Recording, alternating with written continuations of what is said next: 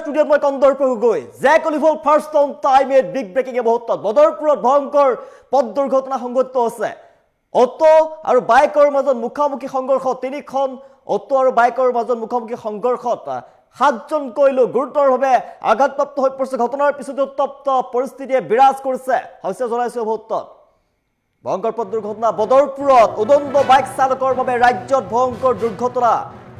বদৰপুৰত ভয়ংকৰ পথ দুৰ্ঘটনা সংঘটিত হৈছে তীব্ৰবেগী বাইক চালকে একেলগে মহতিয়াই নিলে তিনিখনকৈ অটো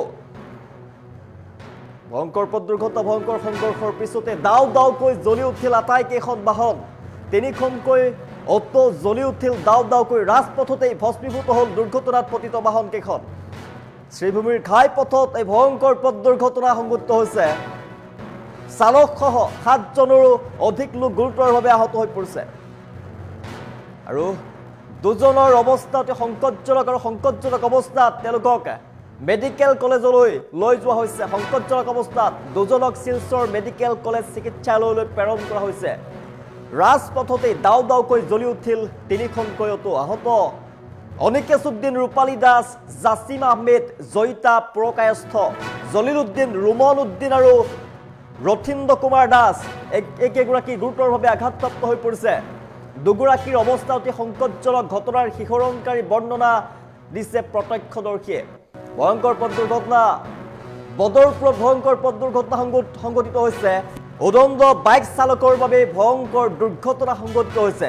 তীব্ৰবেগী বাইক চালকে একেলগে মহতিয়াই নিলে তিনিখনকৈ অটো উদণ্ড বাইক চালকৰ বাবে ৰাজ্যত ভয়ংকৰ দুৰ্ঘটনা সংঘটিত হৈছে তীব্ৰবেগী বাইক চালকে একেলগে মহতিয়াই নিলে তিনিখনকৈ অটো ভয়ংকৰ সংঘৰ্ষৰ পিছতে দাও দাওকৈ জ্বলি উঠিল আটাইকেইখন বাহন দৃশ্যাংশ দেখুৱাই আছো ৰাজপথতেই ভস্মীভূত হৈ পৰে দুৰ্ঘটনাত পতিত বাহন কেইখন শ্ৰীভূমিৰ ঘাই পথত সংঘটিত হৈছে এই ঘটনাত চালকসহ ৭জনৰো অধিক লোক আহত হৈ পৰিছে আৰু সংকটজনক অৱস্থাত দুজনক শিলচৰ মেডিকেল কলেজ চিকিৎসালয়লৈ প্ৰেৰণ কৰা হয় আহত লোকসকল অনিকেশুদ্দিন ৰূপালী দাস জছিম আহমেদ জয়িতা প্ৰকায়স্থ জলিল উদ্দিন ৰুমন উদ্দিন আৰু ৰথীন্দ্ৰ কুমাৰ দাস ঘটনাৰ শিহৰণকাৰী বৰ্ণনা প্ৰদান কৰিছে এতিয়া প্ৰত্যক্ষদৰ্শীয়ে ভয়ংকৰ পথ দুৰ্ঘটনা বদৰপুৰত সংঘটিত হৈছে শ্ৰীভূমিৰ ৰাজপথতেই ভয়ংকৰ দুৰ্ঘটনা সংঘটিত হৈছে দাও দাওকৈ জ্বলি উঠিছে তিনিখনকৈ অটো তীব্ৰবেগী বাইক চালকে একেলগে মহতিয়াই নিয়ে তিনিখনকৈ অটো আৰু গুৰুতৰভাৱে আঘাতপ্ৰাপ্ত হৈ পৰিছে ৭জনকৈ লোক আৰু দুজনৰ অৱস্থা অতি সংকটজনক অৱস্থাত দুজনক চিকিৎসালয়লৈ প্ৰেৰণ কৰা হৈছে ভয়ংকৰ পথ দুৰ্ঘটনা উদণ্ড বাইক চালকৰ বাবে ৰাজ্যত ভয়ংকৰ পথ দুৰ্ঘটনা সংঘটিত হৈছে শ্ৰীভূমি চহৰত ভয়ংকৰ দুৰ্ঘটনা তিনিখন অটো দাও দাওকৈ জ্বলি উঠিল ৰাজপথৰ মাজতেই দুৰ্ঘটনা সংঘটিত কৰা বাইকখনো জ্বলি যায় বুলি জানিব পৰা গৈছে এই ঘটনাত চালকসহ ৭জন লোক গুৰুতৰভাৱে আহত হৈ পৰিছে দুজনৰ অৱস্থা অতি সংকটজনক আৰু দুজনক শিলচৰ মেডিকেল কলেজ চিকিৎসালয়লৈ প্ৰেৰণ কৰা হৈছে সংকটজনক অৱস্থাত ঘটনাৰ পিছতেই উত্তপ্ত পৰিস্থিতিয়ে বিৰাজ কৰিছে স্থানীয় ৰাইজে তৎক্ষণাত আহতসকলক উদ্ধাৰ কৰিছে আৰু শ্ৰীভূমি চিভিল হাস্পতাললৈ প্ৰেৰণ কৰিছে অনিকেশুদ্দিন ৰূপালী দাস জছিম আহমেদ জয়িতা প্ৰকায়স্থ জলিল উদ্দিন তেওঁলোক গুৰুতৰভাৱে আহত হৈ পৰিছে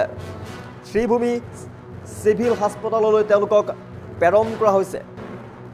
দুৰ্ঘটনাত গুৰুতৰভাৱে আহত বাইক চালক ৰুমন উদ্দিন আৰু ৰথীন্দ্ৰ কুমাৰ দাসক শিলচৰ মেডিকেল কলেজ হাস্পতাললৈ প্ৰেৰণ কৰা হৈছে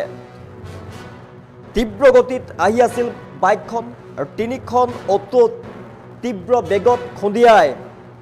তাৰ ফলতে ভয়ংকৰ ঘটনা সংঘটিত হয় দাও দাওকৈ ৰাজপথতেই জ্বলি উঠে অটোকেইখন উদণ্ড বাইক চালকৰ বাবে ৰাজ্যত ভয়ংকৰ ঘটনা সংঘটিত হৈছে ৰাজ্যত ভয়ংকৰ পথ দুৰ্ঘটনা শ্ৰীভূমিত ঘাই পথতে জ্বলি উঠিছে তিনিখনকৈ অটো উদণ্ড বাইক চালকৰ বাবে এই ঘটনা সংঘটিত হৈছে আৰু ঘটনাত গুৰুতৰভাৱে আঘাতপ্ৰাপ্ত হৈ পৰিছে ৭গৰাকীকৈ লোক দুজনৰ অৱস্থা সংকটজনক আৰু শিলচৰ মেডিকেল কলেজলৈ তেওঁলোকক প্ৰেৰণ কৰা হৈছে শ্ৰীভূমিৰ ৰাষ্ট্ৰীয় ঘাইপথত এই ভয়ংকৰ পথ দুৰ্ঘটনা সংঘটিত হৈছে শিলচৰ মেডিকেল কলেজ চিকিৎসালয়লৈ সংকটজনক অৱস্থাত দুজনক প্ৰেৰণ কৰা হৈছে গুৰুতৰভাৱে আহত অনিকেশ উদ্দিন, ৰূপালী দাস, জছিম আহমেদ, জয়িতা প্ৰকাশ, জলিল উদ্দিন, ৰুমন উদ্দিন আৰু ৰথীন্দ্ৰ কুমাৰ দাস বুলি জানিব পৰা গৈছে। ঘটনাৰ শিহৰণকাৰী বৰ্ণনা দিছে এতিয়া প্ৰত্যক্ষদৰ্শীয়ে। উদণ্ড বাইক চালক আহি আছিল তীব্ৰ বেগত, তেওঁ বাইকেৰে আহি আছিল ৰাজপথত আৰু তাৰ পিছতেই তীব্ৰ বেগত আহি অটত খুন্দা মাৰে। এখন অটত প্ৰথমে খুন্দা মাৰে, তাৰ পিছতেই আৰু দুখন অটো আছিলে, এই দুখন অটোতো খুন্দা মাৰে আৰু দাও দাওকৈ জ্বলি উঠিলে ৰাজপথতেই তিনিখনকৈ অটো আৰু 7গৰাকীকৈ লোক গুৰুতৰভাৱে আহত হৈ পৰিছে। জনাই আছো দুজনৰ অৱস্থা অতি সংকটজনক বুলি জানিব পৰা গৈছে। সংকটজনক অৱস্থাত দুজনক চিকিৎসালয়লৈ প্ৰেৰণ কৰা হৈছে, শিলচৰ মেডিকেল কলেজ হাস্পতাললৈ প্ৰেৰণ কৰা হৈছে আৰু গুৰুতৰভাৱে আহত কেইজনকো চিকিৎসালয়লৈ প্ৰেৰণ কৰা হৈছে। ঘটনাৰ পিছত উত্তপ্ত পৰিস্থিতিয়ে বিৰাজ কৰিছে। দৃশ্যাংশত দেখুৱাইছো ভয়ংকৰ পথ দুৰ্ঘটনা সংঘটিত হৈছে বদৰপুৰত। উদণ্ড বাইক চালকৰ বাবে এই ভয়ংকৰ দুৰ্ঘটনা।